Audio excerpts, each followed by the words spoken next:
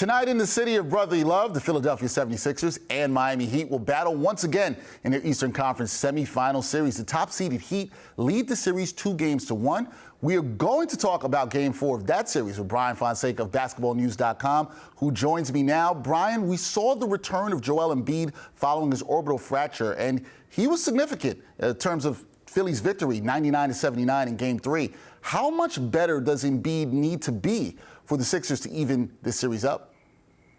Well, considering that they shot nearly 50% from the field and from three and only scored 99 points and did get to the free throw line 22 times and made 19 of those, he's going to be potentially significantly better because I don't think Miami is going to be as cold offensively if they were. Now, if Kyle Lowry and Bam Adebayo are just going to not shoot from the mid-range when they're wide open, then yeah, he probably doesn't have to be a great deal better. But I do think that Miami has some stuff to clean up on the offensive end that they will, and Joel Embiid will have to be better. He didn't look quite right in the last game. He didn't even break 20 points, and he looked like he was struggling at times, but he didn't need to do much because Danny Green had a great night from three-point line, for example, and Tyrese Maxey was able to get his. Yeah, the Philadelphia role players definitely showed up in that one. Now, for Miami, Jimmy Butler, he showed up for Game 3, 33 points, 12 of 22 shooting, but he didn't get enough help with only one other player in double figures. So any concerns, Bryan, about Miami's offense here on the road? Well, when you're a team like them, like sometimes you're just going to have these games offensively because they don't have like that quote unquote superstar talent all the way around, but they're able to get theirs from a team oriented game.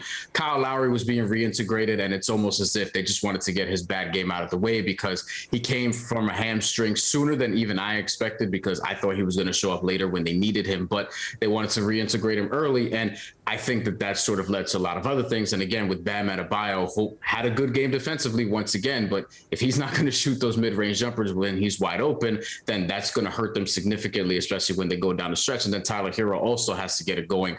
And so does Max Strus. So you have a lot of guys that struggled, and Victor Oladipo as well, who typically wouldn't struggle in this type of environment. I expect them to bounce back and have a better Game 4. Will it be enough to win is the question. All right, quick prediction here. I feel like I know where you're probably going. Do the Heat take a commanding lead in the series, or do the Sixers even it up? As a betting man, yes, I will say that I am putting my money down on the Miami Heat to win Game 4, though I see why the spread has only been hovering around that 1.5 to 2 sort of line. But yes, I do think Miami responds. I think Eric Spoelstra, more importantly, has his team responding to adversity at a high level all season long. I think that they're going to come out and win a tight Game 4. Ain't hard to tell who Bryan is picking there in that game. 8 p.m. Eastern tip, Sixers Heat down in Philly. Bryan from BasketballNews.com, thanks for joining me. Absolutely, anytime.